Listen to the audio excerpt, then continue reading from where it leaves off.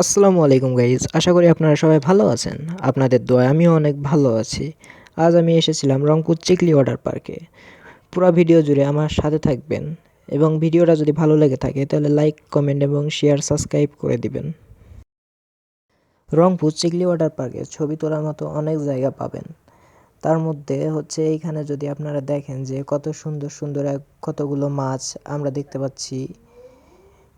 অনেক মাছ এইখানে সুন্দর সুন্দর দেখতে, যে দেখলে মনটা ভরে যায়।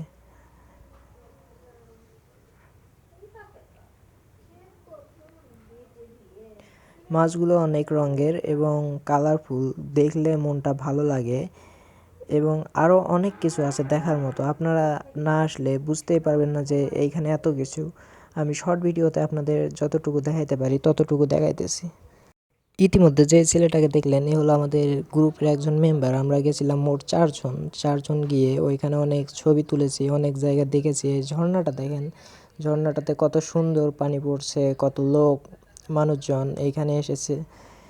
রংপুর চিকলি ওয়াটার পার্কে সাধারণত যদি আপনারা 4:30 থেকে 5টার দিকে যান, রাতের দৃশ্যটা দেখতে অনেক সুন্দর। আমি রাত পর্যন্ত থাকতে পারিনি, তবে আমি এসেছিলাম 4টার দিকে অলমোস্ট। আপনারা যদি রংপুর চিকলি ওয়াটার পার্কে আসেন তাহলে 4টা থেকে 4:30টার ভেতরে আসবেন, আসলে দেখতে পারবেন যে রাতের দৃশ্যটা কত সুন্দর। গাইজ, ভিডিওটা যদি ভালো লেগে থাকে তাহলে আপনারা লাইক, কমেন্ট এবং শেয়ার, সাবস্ক্রাইব করে দিবেন এবং আমার পাশে থাকবেন। দেখেন এইখানে একটা কত বড় চরকি, এই চরকিটাতে চললে আপনারা রংপুর শহরের অর্ধেকটাই প্রায় দেখতে পারবেন। এটা অনেক বড় একটা চরকি। মানুষ এখানে এসে অনেক জন চরকিতে চড়ে এবং অনেক লোক। গাইজ, আপনারা না আসলে অনেক কিছু মিস করবেন।